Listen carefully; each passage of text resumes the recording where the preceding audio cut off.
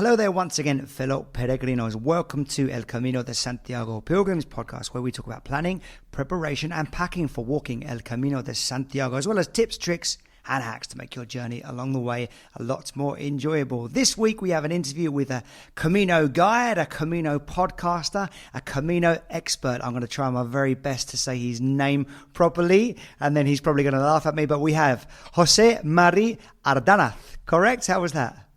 Perfect. Not bad. From El Camino people. Jose, thanks for joining us on the podcast. Thanks to you. Jose, we always bring our guests in with the first question, which will be, and you live in Pamplona, so your answer might be quite different to most people's, but I'm guessing you first heard about the Camino when you saw people walking through your city. Yeah, I live right in the middle of the old town, right in front of the Ciudadela, the big park that crosses the Camino. Uh-huh. So I guess you see people walking every day since you were a kid. So I guess I've been in the Camino all my life, so I knew about the Camino all my life, but I never thought about, walking, less working at the Camino. Did people tell you stories about it when you were a kid, or was it just something that people didn't pay much attention to? Here in Pamplona, I think it's one of the things that we have for granted. So we didn't pay much attention. We learn in school, of course, about the Camino. You hear about the Jacobean years and the big years. The big Jacobean of 2000, I think it was 2007, was huge, where they did the little mascot and everything. But other than that, I guess it's just, it's always been there. So if you guys kind of took it for granted, what piqued your interest then and made you eventually want to go and walk it? So, as I grown older, I always start, more backpacking, more hiking, more everything. So you get more into, and I always, I never have a whole month of taking away. So I did the small parts of the Camino on a 1 day or 2 day trips, but finally, I have the time. So I'm like, I'm going to do it. Finally, 30 days. I'm like, when do you have 30 days to walk it? So you see people going back and forth. And then one day I was like, okay, it is time to do it. And when was that time? So that was in 2017. Right. I'm like, yeah, by the time I was already 30 lot, and it took me 30 lot years to walk the Camino. But I guess when it's always there, it's like I always have the chance to do it. So, it's like traveling local. I'm like, oh yeah, I will do it when I'm older. I will do it when I'm older. And then the day comes and you're like, okay, finally, let's do it. So what transpired in your life to finally give you that 30 days free to do it? Was it coming back from the USA where you said you did teaching for 6 years? Yeah, or? I was coming back and then, decided to take a summer off. And I usually, when you're living abroad and you go to visit your family, you're not going to be walking 30 days. You want to stay with your family and friends. So finally that year I decided, it's time to walk the Camino. It was a beautiful summer. I have nothing there. My family one was okay. So I decided for the first time, to do a trip with nothing prepared. I have my starting day in Saint-Jean and nothing else. So in terms of planning and preparation for the Camino, did you do a lot of research? Was it just a case of go to Decathlon, which is like the big sports store in Spain? Not really. I'm already a backpacking, I've been backpacking all my life with the scouts and everything. So all the gear, I do have it. Right. I have my backpack. I have everything. So it was a problem of downsizing. I'm more used to backpack in the High Pyrenees. So it was a problem of, what things do I really need to the Camino? So I did a little research about the stages, about how many days it will take me, where to go. I knew that I wanted to do the Camino Francès. I knew that I wanted to walk the whole thing. But other than that, I just, got all my gear, put a lot of stuff, and I was like, I have 3 days to try, because from Saint-Jean to Pamplona are 3 days. So once I arrive to Pamplona, I can decide if I sleep in my house, I sleep in the albergue, and if I carry any extra stuff, I can always leave it there. I was a lucky one that can take or leave something in the middle of the Camino. So you had the luxury of being able to pass through home and just drop a few things in your apartment and then keep walking. Yeah, it was like, when people do the training outside of the Camino, wherever they do it, for me, the training was in the Camino. So I have 3-4 days of training and decide whatever, because I was always close enough to home. Okay, so you had a fair bit of experience of hiking and backpacking then. And for many of the listeners that are thinking of going on the Camino, they might not have that same experience, and they might be listening to this podcast to listen to experienced people like yourself, Jose. What would be some advice you would give in helping them choose a backpack, choosing socks and choosing footwear? So, for example, one of the things of the backpack you have to carry is everyone has a different body. It's like shoes and everything. There's no one fit all. I'm tired of people talking on the Camino. Oh, you have to do the Camino with sneakers. So you have to do the Camino with boots. So you have to do the Camino with flip-flops. Like, there's no one answer for anyone in the Camino. We all have different feet. We all have different ways of walking. Even the most, athletic people that I knew, and like some of them, when they walk the Camino, they get blisters. There are some people that are going to get blisters no matter what. There's a lot of things that you can do to avoid it. Mm-hmm. But anyway, for me, I always get blisters. I'm a runner, but I still get blisters every time, no matter what I do, So for backpack, that was your first question. I will say, go to a store, try different backpacks, fill them up with things, because walk around the store, ask the dude in the store. Usually a backpack for the Camino is going to be around 12 to 15 kilos, the highest. So try to put something there, maybe get some weights at Decathlon or REI or whatever your guys are listening to us. Walk a little bit, see how it feels. Remember that there's different, backpacks for girls and for women and for men. We have different bodies totally, so that's something that we really have to have in mind. And that, in the old days, we used to have to spend a ton of money for a good backpack. Now, there is really, really good brands. In Decathlon, you can find amazing backpacks for 70, 60 euros. You don't have to go to one of the high-end, like Deuter or any other North Face. If you're thinking of continue backpacking around the world, I will for sure suggest, to invest, because a backpack is something that you will carry all your life. You will get a new one because, things improve, but look for that, and also think of what kind of person you are. If you sweat a lot, then you're going to need a backpack that have more air, like a space in between your back and your backpack. So there's some backpacks that they have like a net that, protects and makes it a little compartment. So that's kind of like, I don't know, there's so many out there. Like for me, I like to carry my Camelback. So my backpacks always have a space for the Camelback. Instead, I don't like so it to has carry side pockets. Yeah. So it has, in my backpack, it's on the back. So all the weight, I'm like, if you carry 2 liters of water, that's 2 kilos. So in my case, it's connected to my back. So that makes it so much easier, instead of having it on one side pocket or on one other, or having a bottle of water that you can move around. And I like, one of the things that I always tell people, hydration is super important when you run, when you walk, when you hike. So people look at Camelbacks and like, oh, that's stupid. I'm like, no, because if I drink just a little sip every, hour, every 2 hours, I don't need to be drinking a lot. And that's how you keep your body so much hydrated and you drink so much water. So that's one of the things I will suggest everyone to have a Camelback in the backpack. Now, a lot of them, they have the space, the specific, like a bag. For them, and some of them they even come with the bag, with a Camelback, and it's really, really useful. I don't know what you think about Camelbacks. I am an advocate of Camelbacks. I have them all the time. I've used them on. I've always had them on my Caminos. In fact, the last one we did, my wife and I, my Camelback split. It broke, and I really missed it. I really, it split on the first day. So I really, really missed it. And for those who don't know what that is, it's just like a water pouch that goes in your side pockets of your rucksack, and there's a tube that extends from it over your shoulder, and there's got a teat, like a nipple on the side, and you just kind of, you just take water from it and hydrate, as you said. And what an interesting thing you said there, Jose, which I've never heard before, but it kind of makes sense, I guess, is that you said 2 liters of water is 2 kilos of weight. Of course, more or less, yeah. Like one liter of water is 1 kilo. Yeah. So for me, one of the things that I did a big mistake in the Camino.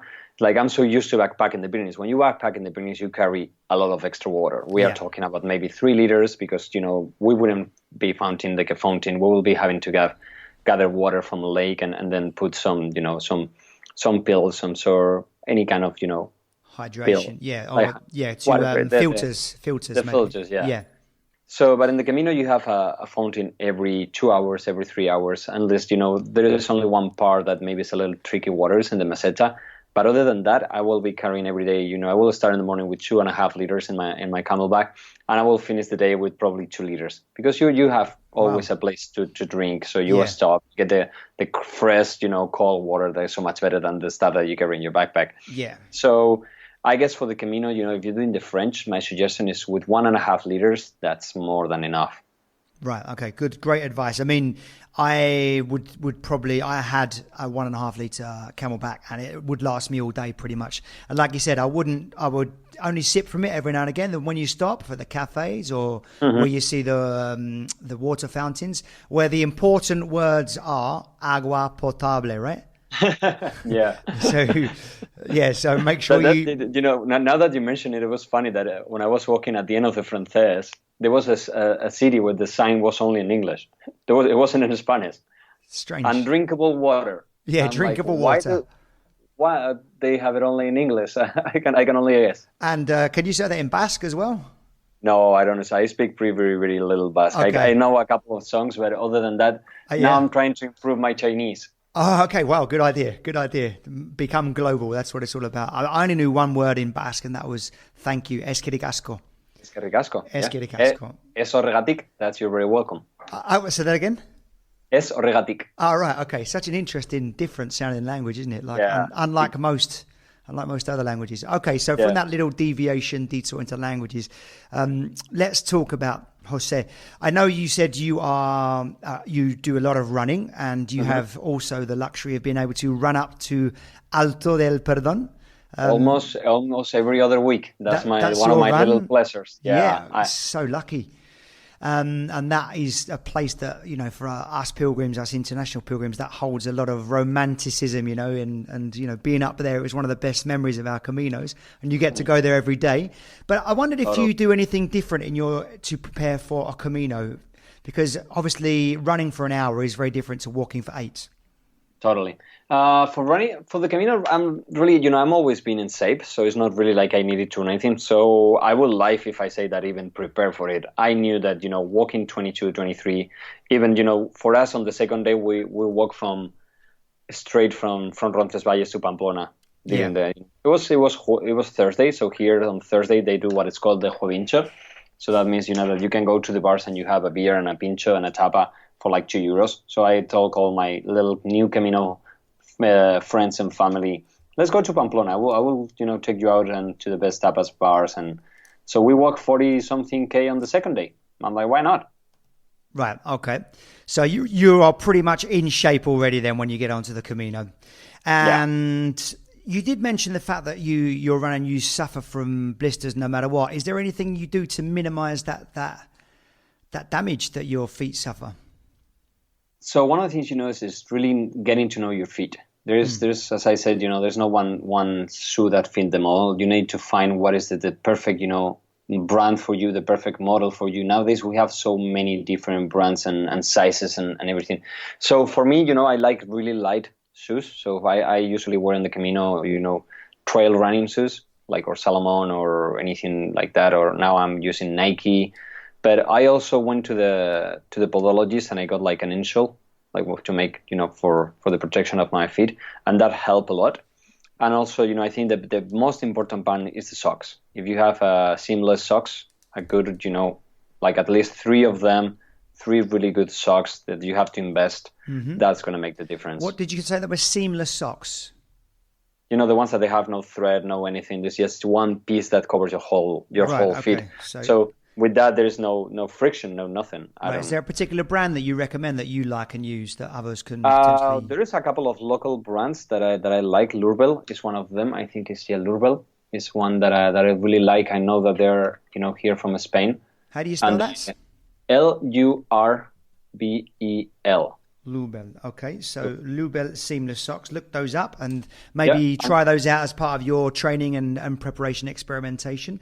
And they even have a one specific one for the Camino that has, the Camino colors. They even have a gear that is, like the T-shirt, like a running specific T-shirt. Yeah. So, and as I say, they are from Valencia. They're really nice people. They really work with locals. So, but other than that, you can find, these ones if you're looking for investments for something to, in the long time. But you can go to Decathlon and you can find really good stuff. But they're not going to be cheap. This is not a kind of sock that you can get for €1, €2. You're going to have to invest some money in it. But like you said, I mean, those socks will last you probably a long time and possibly 4, 5, 6 Caminos if you treat them well and look after your feet. And you also mentioned something that's a really good tip, actually, I thought, which was getting some kind of, in English, we call it gait analysis. Okay. So, where an expert will look at how you walk, where you put more pressure on your feet, and you did something similar. Yeah, I went to the podologist. He did the whole analysis of how I was. He told me that I was almost flat feet, something that I never knew. Yeah. So he gave me, insoles, and I've been walking and running with them. I have one for every day, and I have another one that I keep just, for running and hiking. And it changed a lot. Yeah, also, that's a great tip. That's a really clever tip, actually, because then you've got soles that are not just, like you said, one size fits all, that are exactly tailored to exactly how your feet need them to be and to support your feet. So because right now we have 3 different kinds of walker. I don't know how it's in English. In Spanish it's pronador, supinador, and so it depends on how you walk. If you are more open or more insider or whatever. Exactly. Yeah. You walk on some people walk on the outside of their feet, some on the insides of their feet. I don't know the exact terminology for that, but we can definitely look it up and you will find out from the gait analysis which one you are. And you came out as more flat-footed, basically. Yeah. Yeah. So and I never knew. I never knew in my whole life. You go to the doctor when you're a kid, but nobody said, and suddenly like, oh yeah, and it changed. At the beginning, it hurts because also you're trying to you have to think that your feet is going into a new shape. You have something pushing on your feet. But I used to have pain on my hips when I run. Since then, so much better. And in the Camino, I didn't have any problem at all. That's a really, really good tip, Jose. Thank you very much. Talking of tips, can you recommend an albergue that you love and you've got to know along the way? I mean, you do some Camino tours, don't you, as well? Yeah, we do all kind of like different. When I started working with the Camino people, it was a hobby. Then it suddenly became something that I was putting so much effort to it. So I decided, why? If people want to do guiding, and we have a couple of projects here. We are doing a project where we do coaching, for CEOs and CTOs and kind of like business company to take them and, out of their everyday life and, to unplug and get them to discover the Camino. So it's a different kind of Camino. It's not the Camino that, you and I walk, but I guess at least it gives it the intro to one day walk them by themselves. And, these people, they need something different. So with professional coaches and professional people, we walk with them and we do a 5-day or 10-day at the end of the Camino, but also guiding, groups of people here in Navarra and along the Camino. But my best albergue, it depends what you're looking for. While we're talking about that, can you just tell the listeners where they can, if they are interested in doing something like that, how they can contact you? Just while we're... Yeah. They can go, all the info in my website at caminopeople.com, but also the coaching program is we do it with a company here in Pamplona. They are called Arete, Activa. So the program, we call it El Camino Arete. And they have the link, my website. They can look it on Instagram or Facebook. Okay. They are both sites. If you send me a link to that, Jose, I'll put that on our Facebook page as well, Camino de Santiago Pilgrim Podcast, so you can contact Jose. So you've got some of those people with you. Imagine, Jose, which albergue are you going to take them to give them a great impression and where they're going to feel the spirit of the Camino? So, when you talk about albergues, I have one of my dearest friends here in Pamplona, and I've been hospitaler at this albergue, and I know he's having a hard time right now, so we are planning on doing some project to help him. And that's the albergue Trinidad de Arre. So once you get into Pamplona from the French way, you have to cross the river, and there's a little church and a house right there. And what I love about this albergue, is the old-style albergue. You don't even have Wi-Fi in the inside of the albergue. It's an old church, an old monastery that was rebuilt. It has a beautiful garden. They have a beautiful place to stay and relax. He is so, I don't know, it's one of those, that you're not looking for luxury. You're looking for a family and for someone that welcomes you with an open heart. And I think, that's what you will find at the albergue Trinidad de Arre. And another one that I always, and I think this is something that all the pilgrims that have been there we have in common, is the albergue in Grañón. The albergue de Donativo in Grañón. That's one of those places that will be forever, in your heart if you stop there for a night. That banquet-style communal dinner is something that definitely, it's something you hold in your heart forever. And the other place you mentioned, so the one you just talked about was the albergue in Grañón. That's come up quite a few times on the podcast. And the other one was the albergue in Trinidad de Arre, which is just before you get into Pamplona when you're coming from Saint-Jean, isn't it? Mm-hmm. Yeah, that's the one. 3 kilometers before Pamplona or so, something along those lines. And there's another one, that I never been there, but I want to talk about them because I know they're also having a hard time. And this the Ideas Peregrinas in Tui. This is a couple of ladies that they run the albergue, they run the business, and they're having a hard time. And I know they are the ones that they are super active, always, in Facebook, Instagram, doing great things with pilgrims. So from here, just want to give them everybody a heads up for them and to help in any way possible. So that was the Ideas Peregrinas in Tui, which is the Portuguese Camino, in the correct? Portuguese Camino. Yeah, okay. Las mujeres en Ideas Peregrinas. Sí, les saludamos. We send a big hello. Now, we often say on this podcast our 3 favorite things that the first things that we'll put on the top of our backpack, on our packing list. What would your first 3 things? I reckon I might be able to guess one of them, which could be your camelback, but I'll let you tell the listeners. Camelback for sure. Mm-hmm. That's one of the things that I always carry. What is the things to carry? A knife. I always carry a knife with me, no matter where I go, no matter where, whatever, One of the things that I think is super important that not many people do is like a little backpack. One of those nice backpacks that you carry a little bag. So when you are in the albergue and you have to go to the supermarket, you can leave your big backpack and just walk in the town freely. And one of those that you can fold in your hand. That's something really that almost every time I forgot, but I think is one of the things that everyone should carry. So is it a Swiss Army knife that you carry? Yeah, kind of like a Swiss Army, but a really, really simple one. See, I took that on my first Camino and I never used it. So I thought, I'll never take it. What do you use it for? I'm like, every time we go to a supermarket, I will buy like a chorizo or having, doing a sandwich or open a can or something. I don't know. That's maybe because I'm so used to backpack and eat, kind of like that, kind of like supermarket food. Yeah. But I always carry a chorizo or a fuet or a salami. Okay. And, you always share with friends or to open a bread or I don't know, something always like that. The home comforts, you can experience the home comforts. Little things, I think is when you go on the Camino and there's nothing better than buying a €2 chorizo and set it with every pilgrim around you, and like you get so many friends. It's like when you play a guitar, people who are around you. So you get a chorizo and everybody starts like, oh, can I try? Like, yeah, and then you're in there with nothing for you. But I guess that's the beauty of the Camino. So the knife actually makes you lots of friends. I guess the knife has the food. The knife without food will be nothing. The food without knife will be okay. But, with my friends, we will just buy the chorizo right away. I think, with the pilgrims. And nowadays that will be something impossible and probably in the future that we are going to have to be, more careful. Oh, one of the things that I carry, was one of those little alcohol, sanitizers bottles. One of the little ones. Yeah, and you can get those for like 50 cents a euro in the big supermarkets. Those things. They are super cheap. So you mentioned the knife, the camelback, and the one of those little bags, that you can fold like the mini backpack. That's correct. Mini backpack. Yeah, the mini backpack. Okay, it's interesting because I always carried like a small bag with me as well, and then on one of my Caminos I come up with my idea that I could actually not carry this backpack and put everything into the stuff sack that goes into my sleeping bag.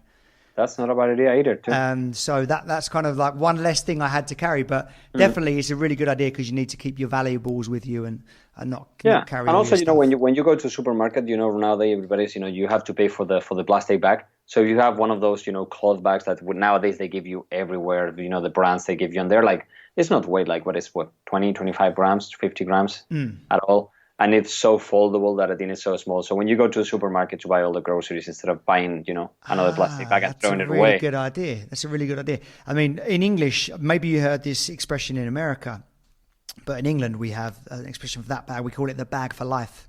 The bag for life? No, never heard of it before. Yeah. We call it the bag for life. So you buy a bag for life, and it's just like a plastic synthetic bag, and it's got the stronger straps on it, and that becomes your bag that you always go shopping with. Yeah, like the IKEA ones, Yeah, hence the bag for life. So that's the expression we use in the UK. I'm not sure what they say in other Commonwealth English-speaking countries, but okay, so some more great stuff there. I say thank you very much. And let's talk about a town, city, village that you'd recommend pilgrims visit, somewhere where they're going to feel the spirit of the Camino as well. That's one of the hard questions because at the end, what is the spirit of the Camino? What is visiting? Some of my best memories are of the places that there is nothing to do, just stay with other pilgrims, and have fun. I remember this little place in the middle of nowhere that they have an albergue with a pool, and we stay all day doing, push-ups, just messing around, being in the swimming pool and having just a couple of beers, and it was amazing. And we did nothing. We didn't visit anything at all. The little town was nothing. There was nothing to do there. It's just Can you remember the name of it? Oh, I can take for sure a quick look at my files because we posted the other day in the I Walk the Camino from Home. So, I know there's a poet Boadilla del Camino. I think there's one there. There's one Boadilla del Camino, but no, this one was a different one. And the name of the place I will tell you right now. It's Boadilla del Camino, yeah, that one it is. Oh, it is the Boadilla del Camino. Yeah. Fantastic. The one with the round pool and That was mentioned by someone in our very first episode on the podcast, actually. So, yeah, I've heard great things about that. And Ardanaz, I think Ardanaz is one of those other villages that there is nothing to do, but it is, amazing place. But for visiting, I think, Pamplona, it's incredible. León is amazing. Burgos, those are the top three. Once you're in Spain, you're not going to be coming back. Even for me, I haven't seen Burgos or León before. So it was my first time. And I think, that's one of the days that what you have to have in account is to use for us, we didn't took a day off. So what we did, we measure the stages. So we just have a long one before León and a short one right after arriving. So we will walk 10K and be in León. And then we have the whole day to enjoy it. And so we've talked about that albergue, the one in Ardanaz and the one in Boadilla del Camino with a swimming pool. Mm-hmm. It's interesting because I stayed in Ardanaz and I had a really nice night there as well. And it's just right in the middle of the meseta, isn't it? And and you just go down and you see the two big stones and you go into kind of like a medieval. Yeah, for us it was really special too because we met. We stay in one albergue, but we have the dinner in the other albergue, the one in front, and we met this couple. And that's one of part of why the Camino people was born. So this couple, they have a beautiful story. They met in the Camino. I think she was from Croatia, he was from Valencia. They met, they started walking, they fell in love. Suddenly, I don't remember who was one, but one have to left, and stay working and have to stay in the whatever village they were. And he started working in an albergue or in a restaurant. And the other one keep walking to Santiago. And they talk to each other, I will be back in 10 days. Yeah. So then what the one walking did, he started walking faster so he can surprise the other one. And suddenly the other one was working in the kitchen. The other one arrived 2 days early. It's like, yeah. They're like, oh, you're still here? Oh, yeah. So they went to Croatia. They told their family they were going to get married. They came back to the Camino and they opened an albergue together. Wow, that is the magic of the Camino at work right there. The way that the way that just the synchronicity happens and those happy endings are what the Camino is all about. Definitely. You mentioned dinner there as well. You obviously know Pamplona really well, and many pilgrims, if not most, are going to pass through Pamplona on their way from Roncesvalles or Saint-Jean-Pied-de-Port. Can you recommend a good place for them to eat in Pamplona? A special place? I can do better. Send me a message and I will give you a tour of Pamplona and I will take you to the tapas place. One of the things in Pamplona you have to remember that there's a lot of bars that are used for tourism, and they take advantage of that. And there are some little places that they have really, really good stuff. If we have Pamplona is really well known for the tapas. We have the super high-end tapas. We have tapas there like €3.50, but they've been recognized with prices all over, and they are super cool. I always take the pilgrims to one that the tapa is called the bombeja. So it's like a little bomb and this has a smoke coming out, like you can see it. Bombeja. But there is bombeja, yeah. That's in the Baserriberri. It's a really, really nice bar.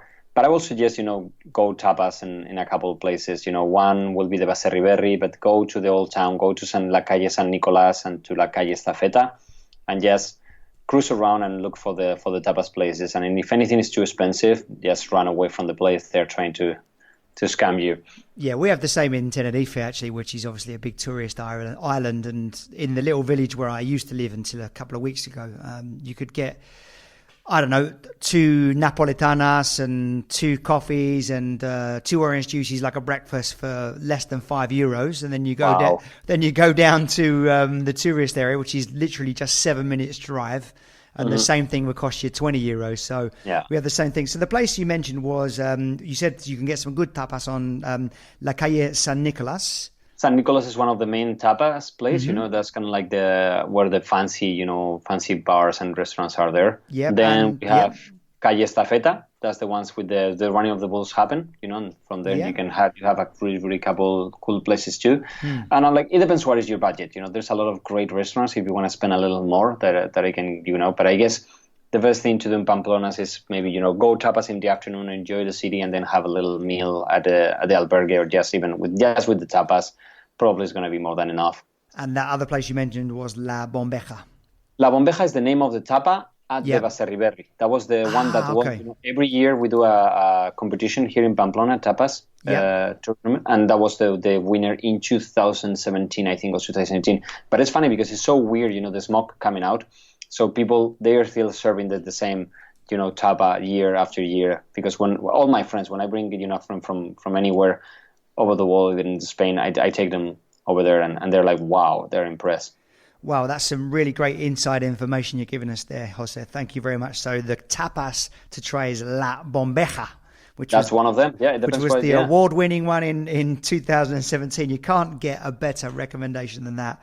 Thanks so much. Go on. There's another one, for the ones that they're looking, sometimes you look for the quality, sometimes you look for the quantity. So there is another one that is called pincho de huevo. It's like a egg, surrounded by bechamel and fried, and that's at the Rio, and that's in the same street, really close to the Base Riverri. And that one is just a thick ball of a boiled egg surrounded by bechamel and then fried, and it's amazing. This bar, they even have a counter of how many eggs they sell. Wow. And that one would be for the one that is looking, for a just a more quantity, but it's just really, really, really, really, really nice. And they probably sell a lot of those eggs by the sound of it. It sounds amazing. Oh, they already been selling. They're close to the million. So really? If you go there, you will see the counter. They have the counter on the wall, and every time they sell an egg, it goes to the counter. Great stuff. Well, we've got some amazing recommendations there. And what we're going to do now, Jose, if it's okay with you, we're just going to go into some short, quick fire questions. So we'll keep the answers short and sweet, and then we'll run through as many as we can. All right? So ready. What would you recommend? What is your favorite Camino blog, vlog, book, and or film? Whew. I was supposed to be quick on this one, no? I don't know. One of the movies that I love is Phil's Camino. It's about this guy. Yeah, this guy that he had cancer.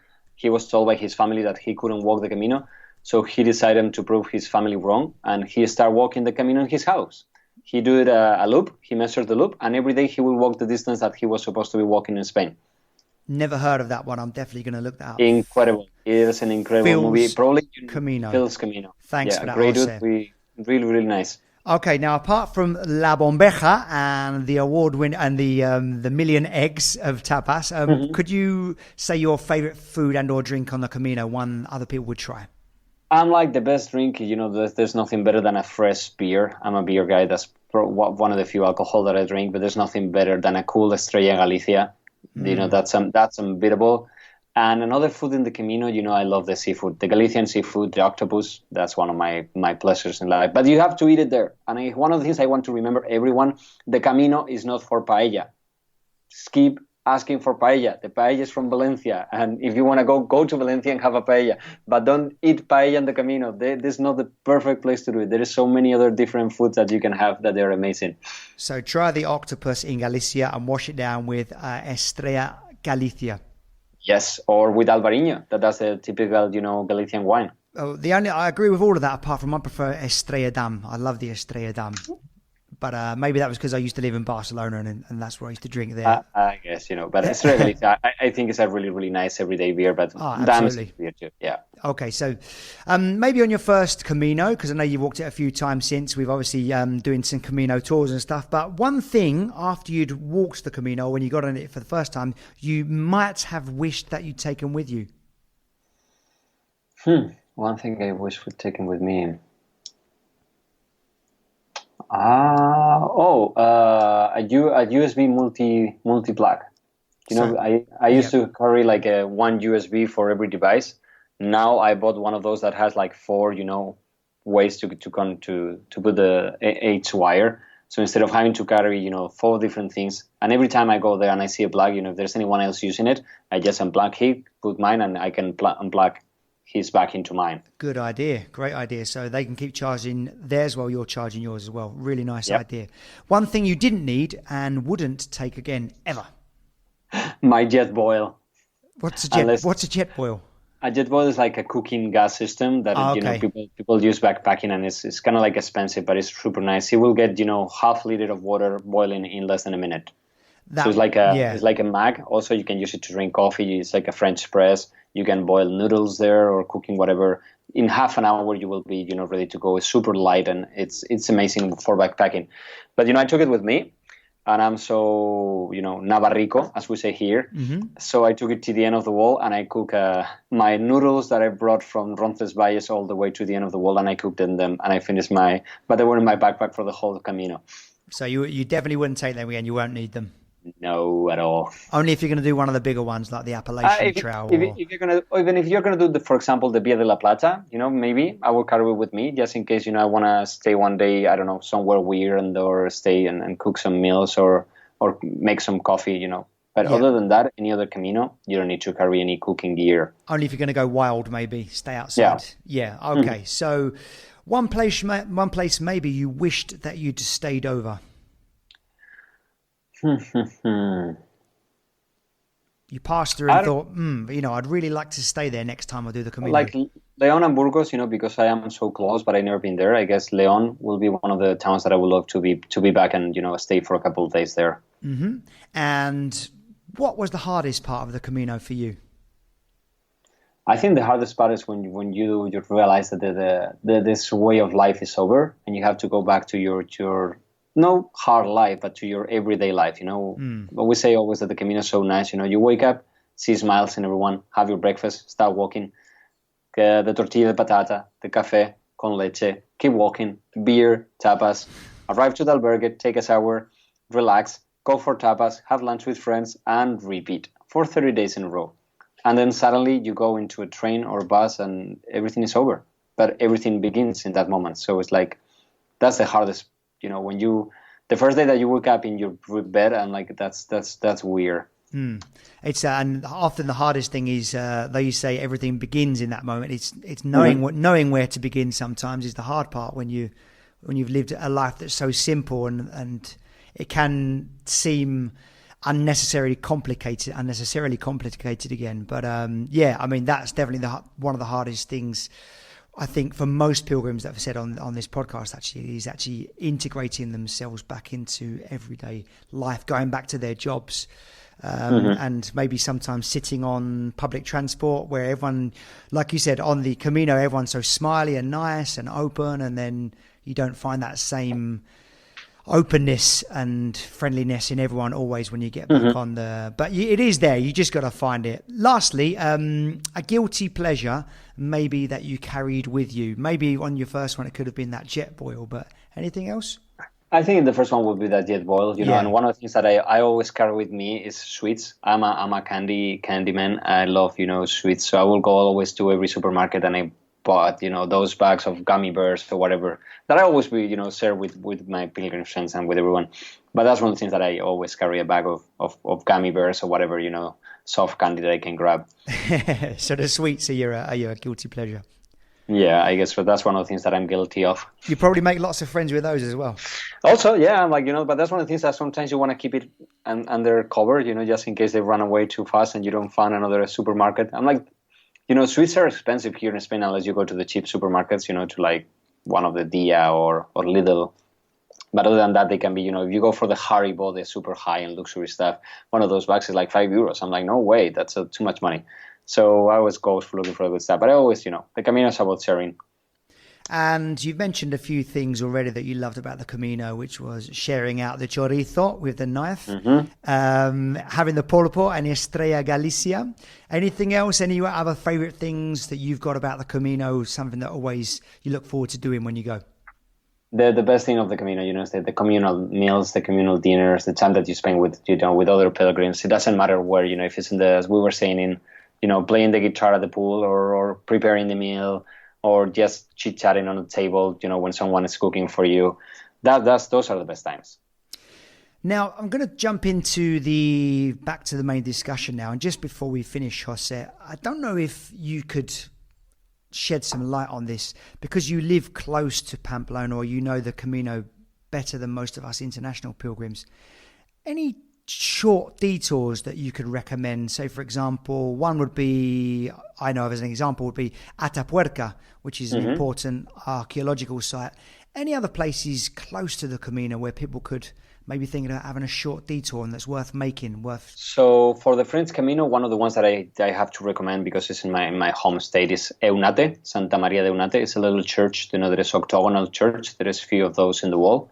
And it's amazing. It's a short detour prior to arriving to Puente la Reina. It's a 4K detour, and that's amazing. And another one this one is on the coastal Portuguese, also on the mainland Portuguese, is the Variante Espiritual. That's yes. And like if you're looking for a more relaxed, it's an extra day. But what you do is you get out of the main way and you walk the path that the remains of Santiago walk when they took him back to Santiago. So you will go up to the Monasterio de Armenteira, then you will go down to the Villa García de Rosa, and from there you take a boat to Padrón. So it's beautiful, to arrive to Padrón on a boat. It's just amazing. Really, really one of those worth it. For sure. That's amazing, actually. So that's called the variante espiritual, so the spiritual variant. And you actually come a little bit off the Camino and you get a boat up to Padrón, as St. James's disciples were supposedly have done. And the story says that the boat was made of a stone, Yeah. So they will tell you the story. It's beautiful. They take you to the place where they harvest, all the seafood, so it's a beautiful tour. And that's why Padrón is such a significant site on the Camino Portuguese as well. Not only Padrón, because they give you the Padrón peppers as well. Yeah. And the other one, you Santa Maria de Unate. That's one of the churches. When you go to Puente la Reina, you have a little detour there, and it's just a 4K detour, and it's a beautiful, beautiful, beautiful church. So is that before Puente la Reina or after Puente la Reina? Is before Puente la Reina. Just so on the way to Puente la Reina, Santa Maria. When you go down to El Perdón, there's a little. You will see a sign there, and then you took a left, and then you walk to Unate. Okay, great stuff. Thanks a lot, Jose. Just before we finish, because I know this is your day off, Jose, and maybe you're going to want to go for a run up. Well, actually, you can't go for a run, can you? Sorry, we can't go for a run. No, I will have to do with my elliptical, but today is day off of workout. It's just movie day, probably Netflix and a beer and some popcorn. Okay, all right. So just before you go and get the beer, Netflix and popcorn, I always like to finish with maybe if you could recount a story, recall a story, a funny, inspiring, quirky, any kind of moment or encounter that embodies everything that's good about the Camino, that one of the things that attracts people back to the Camino to walk it every time. Have you got a story, an encounter that you can remember, something that typifies the Camino and everything that's good about it? So we have this day, it was on our third day. Instead of staying in Estella, we decided to walk to Villamayor de Monjardín. And over there's an albergue that is run by a group of German, Christians. So we arrived to the Camino and we asked them, if we can join the meal. And it's a communal meal, but you have to pay a part. And they are like, no, we are full. I'm like, okay, we are full. And then we asked them if they can cook some pasta for it, because there wasn't anything, this little village, there is no restaurant, it's just a little store. And they told us that they didn't have the time to cook the pasta. So I was quite pissed. I'm like, you're Catholic, you're Christian, you're inviting us to pray and to the albergue and the whole, Camino feeling. But after that, so I talked with my new Camino family, and we decided to run to the little store and, make a salad, some sandwiches. And it took me, while the others were, taking a shower and getting everything ready, I walked with an Italian, we call him Nonno Sergio, Grandpa Sergio. He didn't speak English at all. He didn't speak Spanish at all. He was super, the typical, when you think about the Italians, they talk, really loud with their hands. He was amazing. We have so much fun. We just, in that morning, we went to Decathlon, and he had a really crappy old backpack that was breaking down. So he arrived to the store, throw everything on the floor, get a new backpack, put whatever he needed, leave the rest behind, pay, and run. And we were laughing, He was like, no, Sergio, what are you doing? It's like, oh... So we go to the store to buy the salad or whatever. So he goes there, opens a beer. He's, Jose, birra. Yo, okay. Then he grabbed a glass. We start drinking. The lady's like, yeah, I have to go. I'm already closing now. I'm like, okay. Give him just, 5 minutes and he will be.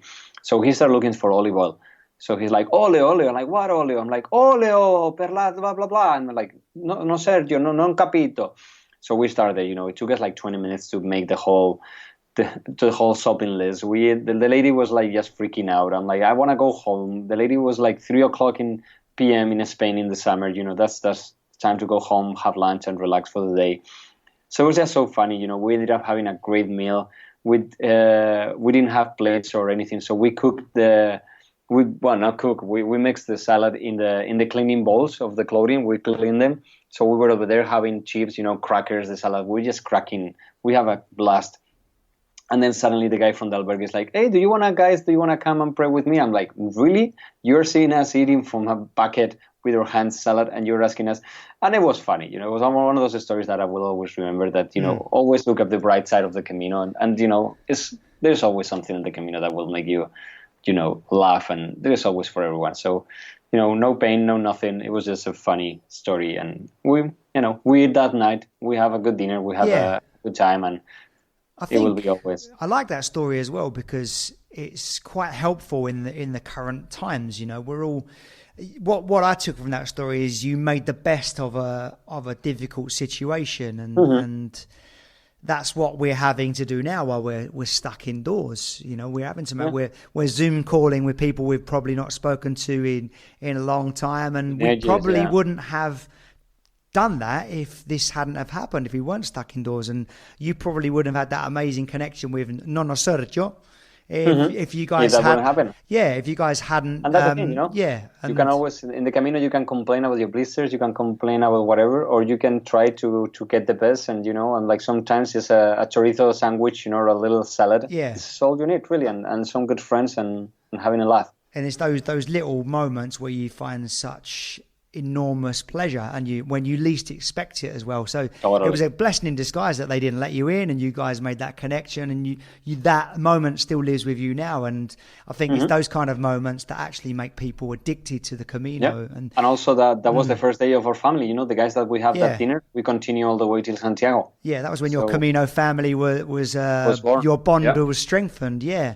I love that story. Thanks a lot, Jose. So just before we finish, just anyone that may be passing through Pamplona, anyone that's looking for maybe something more of a guided nature for their Camino.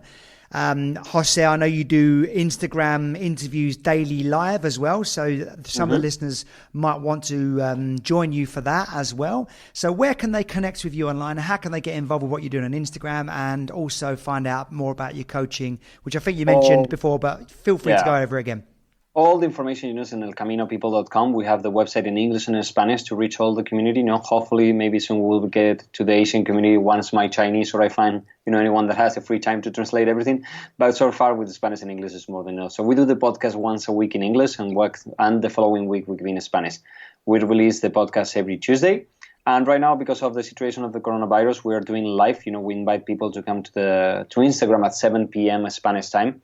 And we just interview, pilgrims, podcasters like you, anyone that has a story to tell. That was the Camino people what was born, because the Camino, is not about the places, it's not about the albergues, it's about the people. There wouldn't be a Camino without the people, the hospitaleros, the people like you and me, that are telling the stories, the albergues, the restaurants, the bars. There's always a story behind anyone.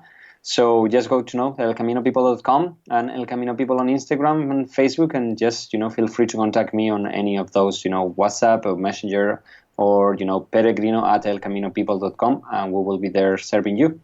I'll put links to all of those places on our Facebook page as well, Jose. El Camino de Santiago Pilgrims Podcast. And just before we finish, how's the Chinese going? Can you impress us with some Chinese?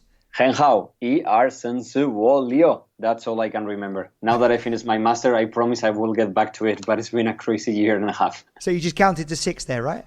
Yes. Good stuff. 很好. And I only knew that because I've got Jose on video and he was going over it on his fingers. I don't speak Chinese. Jose, thank you very much. Thanks to you, man. And I hope you make it through these times, through having to be stuck indoors. The good thing is you're healthy. I hope your family's healthy as well, and all your loved ones as well. We hope that Nonno Sergio, if he's listening, we hope he's healthy as well. And just to say, as always, to finish, buen camino, fellow peregrino. Buen camino and ultrella. Ultrella.